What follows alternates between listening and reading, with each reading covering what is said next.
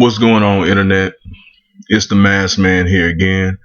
And today I want to talk about ghostwriting in battle rap. Now, I watch a channel on YouTube called Angry Fan Radio, and he does interviews with a lot of battle rappers. And I recently got done watching two interviews back to back. I watched QP's interview and I watched Murder Mook's interview, and they both uh, talked a little bit about what's going on in battle rap, what's wrong with battle rap, and QP's interview mainly have to deal with Chilla Jones stealing bars, and Murder Mook's interview had to deal with people having lackluster performances in battles, and that's mainly what I wanted to touch on. When you talk about ghostwriting in battle rap, you see, I have a big problem fundamentally with people coming on stage or presenting themselves as an individual, and in fact, in reality, they are a collaboration, or they are the product of a collaboration. I feel like, in entertainment and music, a lot of times some people, come up with their own concepts. They write their own music, they make their own music, or at least they arrange their own music, and they are a one-man show. And there are people who are a product of a collaboration. They just perform. They have their music done for them. They have their things written for them, and they just go out and perform it. So you have performers and you have creators or content creators. And, I feel like both people should be able to get their respect. But when we're talking about battle rap and being a battle rapper, I feel like that is a profession that's about being the nicest, about having the most creative mind, having the most hard-hitting punchlines, it's supposed to be real rap and true hip-hop. And for so many people to come forward saying that they either get help with their material or they have people that write for them, I feel like it goes against what battle rap should represent. And that kind of brings me in. This thing started to become a recurring topic when or it came to my attention when I heard Danny Myers calling out Sue Surf from getting help from Adi Boom. And then Daylight talked a little bit about him, helping people write. And recently QP admitted to giving Bonnie Godiva bars, 3 bars for her to rebuttal in the battle against him, and accused Chilla Jones of stealing schemes from lesser known battle rappers. And the problem I have with the two main issues that I have is, one I've already addressed. I have a problem with people who are supposed to represent the true spirit of hip hop coming into an art form and not showing it the respect that it deserves. I think that now I do appreciate QP for coming out and admitting that he has help, that he is a creative person, but he does get assistance and he does get help from other people, that it's a collaborative process. But that brings me into my second problem. Overall in the whole of battle rap, not QP in particular, but overall, the material that these guys are producing is not good enough to warrant help.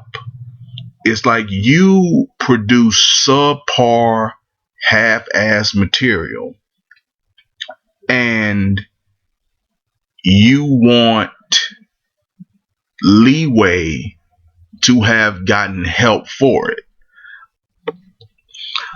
I just think that you can't have it both ways. It's like a lot of guys will take battles or take a bunch of battles, and people will get in their ass for how bad the performances was, or how bad, or how uncreative their material was.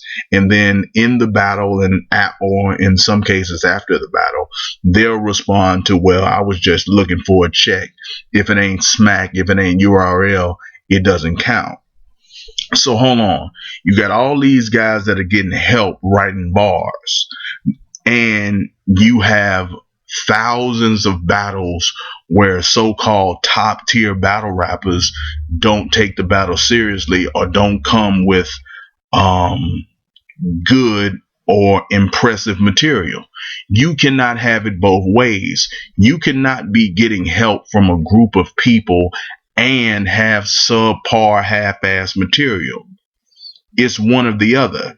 I would actually have more respect for guys who lost battles or came with subpar material if they came out and said, look, that performance wasn't that good, but I'm out here writing all my bars on my own. All of these other guys are getting help from a bunch of people, and I'm trying to keep up with the demand of how often they want people to battle and keep your name relevant. And, I'm always looking to improve as a writer. And secondly, I just disagree with the premise that QP said that because battle rap is on some nerd shit, and because people are scheming like crazy, they scheming words together, that it's so difficult that people need help. I just disagree with that premise. I don't think that, I just really believe in the human mind, and I really believe what, the brain can do. And I don't feel that the things that they're coming up in a rap battle, that somebody with who is of a creative disposition, I don't feel that that the things that are coming up in the typical battle, even in so-called good battles, are so advanced that somebody couldn't come up with the shit on their own without assistance. I don't feel that it's that far in the future. You got to remember, now I don't know if these people actually produce their work without any help, but this world has people like a William Shakespeare, who helped, who not only wrote all of his own works, that is regarded as, who is regarded as one of the best literary minds ever, but he also helped to edit the Bible, the King James version of the Bible. And you got guys like Mark Twain, Edgar Allan Poe. You have poets. You have so many people who wrote amazing literature and poetry, who, to the best of our knowledge, wrote all of these works by themselves. They may have been influenced by their environment. They may be influenced by other people. Other people may have given them the rudimentary skills or the foundational skills to write what they write. But they were pretty much creative on their own. They locked themselves in a room and they came up with work, and they presented it to the public. This idea that you can't write 9 minutes of good material in 3 and 4 months it's insulting my intelligence. You're undermining your own intelligence, or you really don't have the skill to be in the profession that you're in. I just feel like a lot of people are devaluing what they're capable of. And and they're playing both ends of the spectrum. If you call them out for betraying the art form or getting help, they'll say, well, everybody does it and it's no big deal. This has been going on in all of hip hop. But if you call them out, for subpar performances, for half-ass in a battle, they'll say, well, that battle didn't matter. I was just collecting a check. It wasn't, I wasn't taking it seriously. So what is the difference between the battles you take seriously and the battles you don't? If you're getting help with all of your battles, then you should always have hot shit for anybody that you're standing in front of. It shouldn't matter if you're standing in front of an MC that you care about, or it shouldn't matter the battle lead that you're performing on. You should always be ready because you always are getting people to help you with the shit that you write. So that's just my opinion of what's going on with this ghostwriting and battle rap.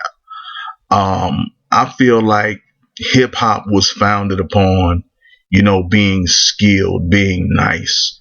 Hip hop is birthed, some of the greatest literary minds that the world has ever known.